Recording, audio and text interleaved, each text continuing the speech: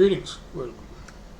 So in the last video we did a battery test and it still stunk, going from the run batteries to the spike to the charge batteries. But it was just about twice as good as the one previous to that. So we want to try to continue that trend. So in this video there's something a little different, and I promise there'll be no more singing of Clancy Brother songs in this video. And now, crew, I will render Kathleen one more time. Please, not again. I'll take you home again, Kathleen. But I've printed a 8 magnet 5-inch rotor. 8 1-inch magnets on a 5. Are you crazy, man? So we're going to see what that does. And in this video, what the goal is just to get it spinning, and in the next video we'll see what it actually does, because we have all this data with the 6 magnet one. And I'll just kind of give you my thinking before we get into it. So the question, again, is what do you want for the magnet spacing between the coil? And especially with these bipolar coils where you're going north-south and you have your drive coil in the middle, if you can bring the magnets in closer, here we're going to talk about the pros, and then we'll talk about what might be the cons. So the pros are, you have a north and a south, and you have, say, the north of your electromagnet pushing one end out and pulling one end in. So if you bring those magnets in closer to the magnet, like so many things in this creation, the magnetic field follows an inverse square law. So bringing it in a small amount can also have a dramatic effect on how much oomph you're getting to push the rotor around. So that's one potential benefit. A second potential benefit is that, what's the problem with a pulse motor? The problem is it pulses, and it coasts, and it coasts, and it coasts, and then it pulses. And all the time that it's coasting, you can compensate somewhat with extra mass for this, but it doesn't have, it's just coasting. So, you can try to increase the momentum, but again, it's just coasting. So you have more magnets, you now have less off time. It's coasting less. The duty cycle is, from 20% to 40%. It's not going to be that dramatic. 20% to 30%. That's a good thing in terms of torque. So those are two good things in terms of the power. I'm talking about mechanical power of the rotor. So we're not going to get to the cons yet, but one thing that you might think would be a con when you first think about it, oh, you're making the duty cycle longer, that's going to be bad for the pulse, coming out to your batteries. What that's concerned about is the pulse length. It doesn't care about the duty cycle as long as the coil has time to collapse. It doesn't care about the duty cycle. So that's not necessarily a bad thing, and that could even be a third benefit, because since it has less time to coast, if you put 4 volts at, say, 1 magnet on a rotor, it's going to spin at, X number of RPMs. If it has 8 magnets, it's going to spin a lot faster. I'm not saying it's going to spin 8 times faster, but it's going to spin a lot faster. As it spins faster, the pulse length becomes shorter, which is actually another good thing. So those are 3 potential good things that might come out of this. Not sure. Now, let's talk about the cons. Now, I think the big potential drawback I'm not used to this, might be, here are your 2 magnets. I can't figure this out. Here's your coil. I don't know how to do this. But if it starts overlapping and or if there's another imaginary field, you know, when you have a north and a north next to each other, they create an imaginary south. I don't know what happens when you have a north and a south. You know, if they create, Bedini called it imaginary south. I mean, it's just the field squirting around in different directions. So, I mean, in other words, I think the big potential drawback is that the electromagnet and the rotating permanent magnet start stepping on each other's toes. And there are two ways that could evidence itself, and one would be that the rotational force is actually less, and the second would be, which I think would be the one that I'm more concerned about, is that the pulse that you're getting out is less.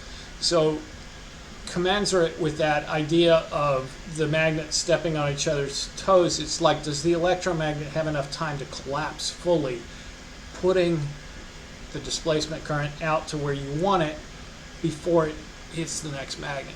So, you know, I don't know what I'm doing, I'm just having fun. Okay, so here's the new rotor that we printed off, and the magnets are in, going north, south, north, south, north, south, around there. And I've put it on there, and it spins really pretty evenly, maybe like 1 or 2 millimeters of wobble. And you see that there are 8 around here, and then this is a place to put in some mass with some copper pennies.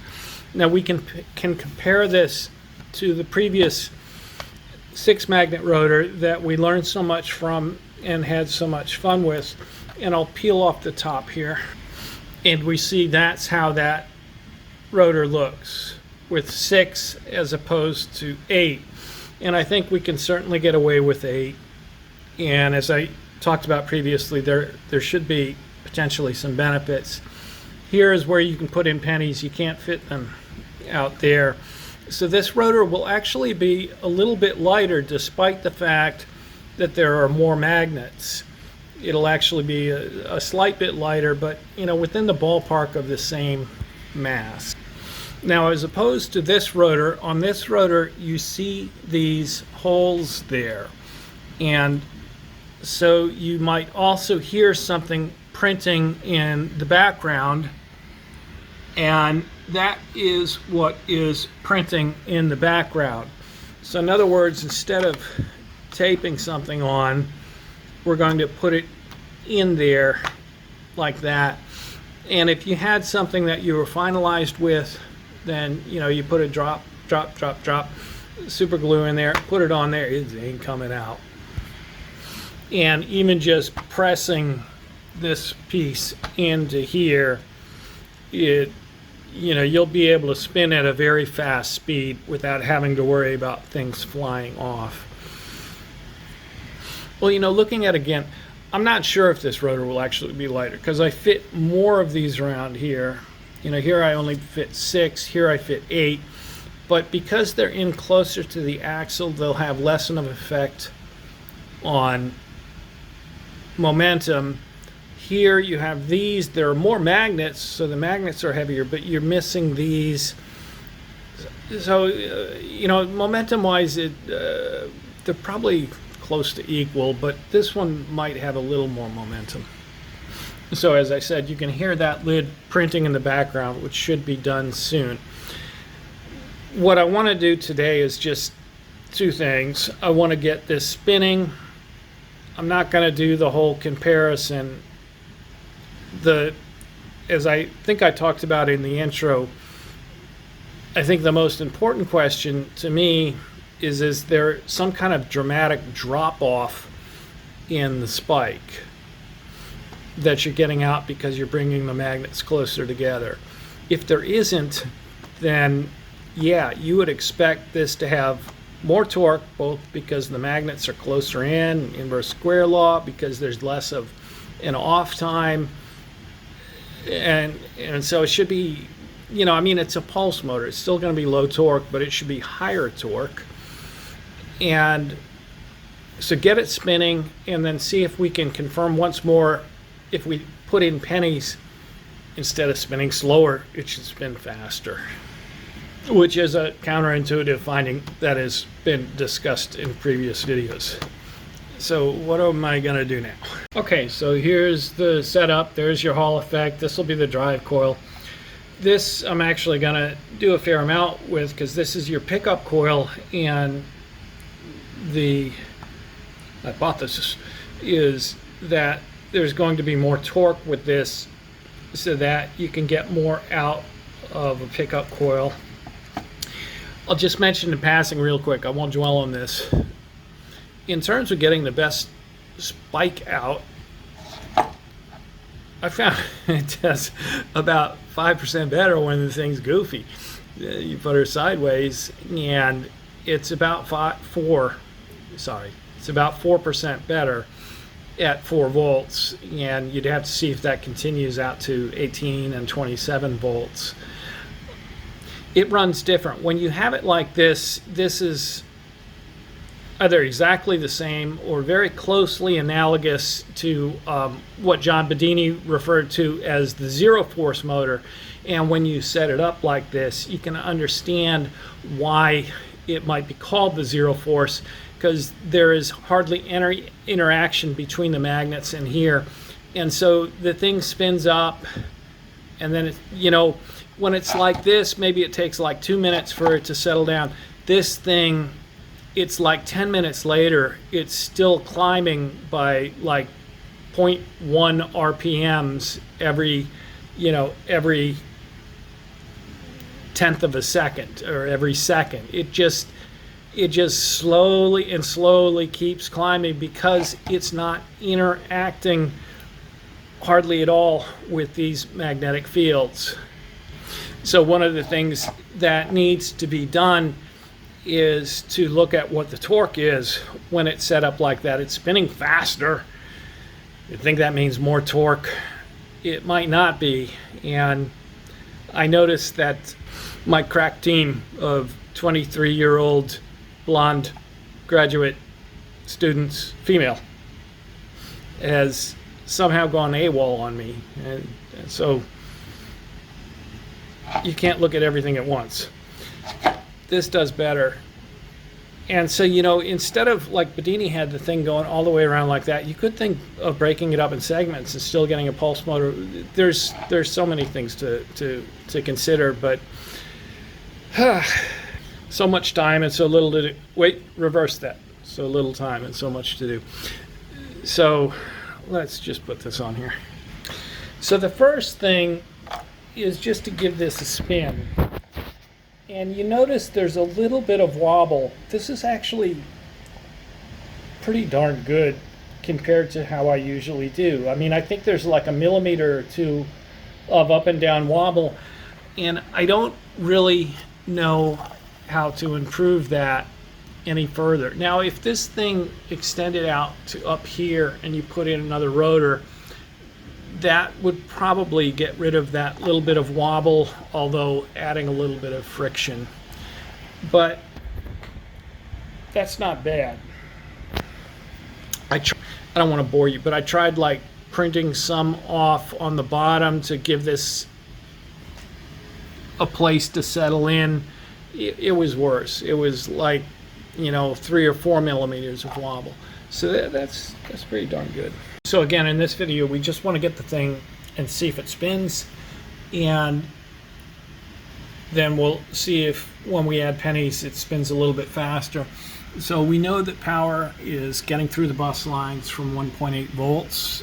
Next, LEDs there in the switches, and we see that they're blinking. That's the positive switch. You could go to the negative and the negative to make sure the negatives are also switching, but we see that the switches are working.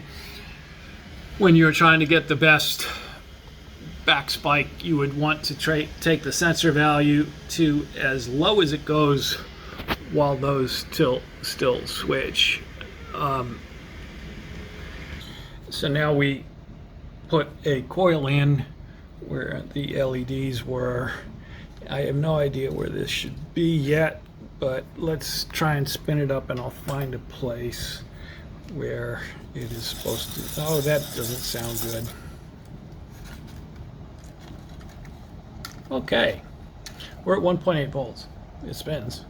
It spins pretty well. If you notice, it's gotten quieter because the lid has completed printing. So I'm just looking right now for a place where this spins pretty well. And again, we're at 2 volts. This works. It's spinning a bit faster than the previous one. And one thing I think I forgot to mention is, I was saying, well, maybe the magnets end up stepping on their toes and things like that.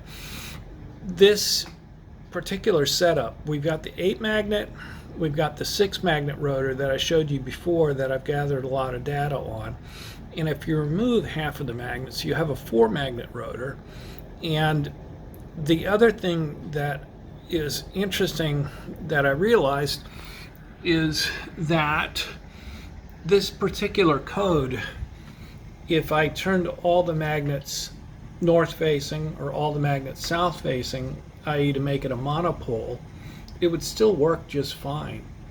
I mean, the only potential difference is you'd be going through a full wave bridge rectifier instead of a single diode, but it would still spin just the same. So I'm saying this is a very versatile setup in that we got the 6 magnet rotor, you got an 8 magnet rotor, you could change it to a 4 magnet rotor.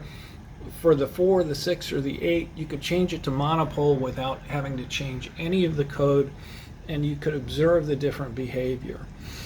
So just real quick, what are we? We're at 2 volts. We're spinning at 348 RPMs. I might hunt around a little more, or I might just mark that off. I've marked off a spot there where, it may not be the best position for the rotor, but it's pretty good. It spins pretty fast. And so we'll put the rotor in there. I'm going to put the lid on, and, well, I apologize. The lid is still the wrong diameter. I mean, I could really try to force it, but I'm not going to because I don't want to get it stuck.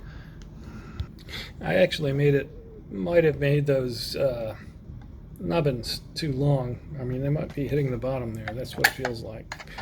Anyway, yeah, that's what I did. Sorry. But this is good enough, and that'll cut down wind resistance.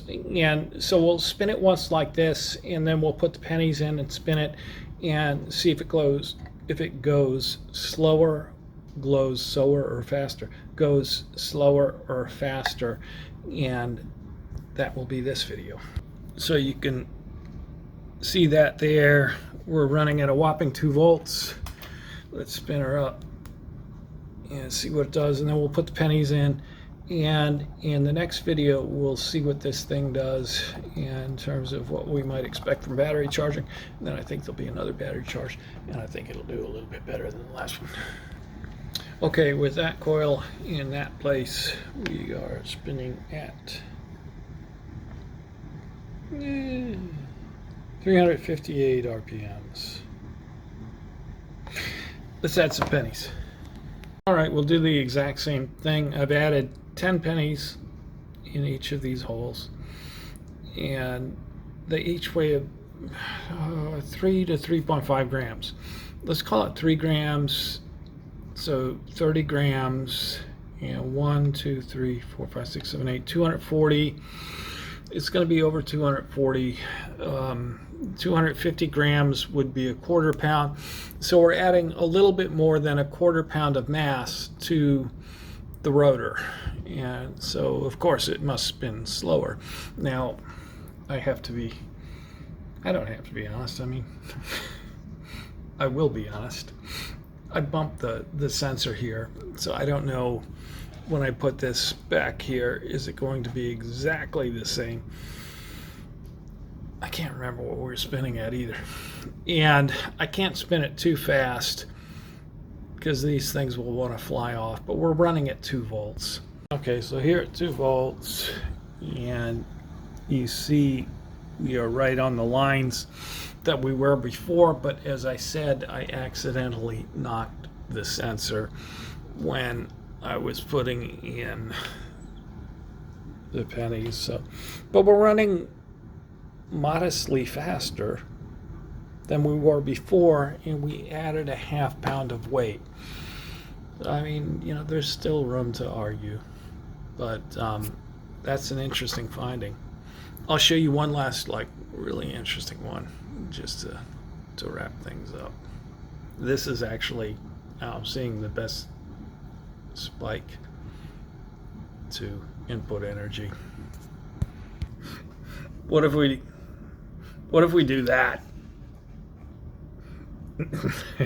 You crazy, man. I'm gonna have to hunt around for the best place. Yeah, I will. No. Okay, here we got it. Now we're gonna let this fucker spin up. Okay, just to wrap up and to you know, be a really weird guy, just put the coil on its side. And we are spinning at 416 RPMs, which is much faster than we were spinning with it the correct way. Yeah, we're at 2 volts again. We're drawing a little bit more amperage, but when I've done this before and looking at what's coming off of this spike into a capacitor and out across a resistor, this is actually better by about 4% than with it arranged the other way. There is hardly any interaction between the magnets and the coil. There's a little bit, but not much. And so this is arranged in the same orientation as what Bedini would call a zero force motor, but he extended one all the way around like that, and then another all the way around like that. But you don't actually have to do that, and you can set up a zero force motor also as a pulse motor, as I'm just demonstrating right here. This was meant to be like a 5-minute video, and I've talked for a long time. So I will stop here. In the next video, with this thing set up conventionally, we'll see actually what it does, especially under a load, which is what I'm most interested in. And then we'll do a battery test. And then, you know, I mean, to actually start to improve what you're getting out here, you're going to want multiple coils. I haven't done that yet, but I've gotten the cores in. So, I mean, I think this is fun just because you don't see that every day. The coils go the wrong freaking way, and there the thing spins. It spins beautifully and faster than if it was the right way. The only question is whether it has any torque. So I will stop here. I wish you all good health, and remember, keep smiling. Talk to you again later. Bye-bye.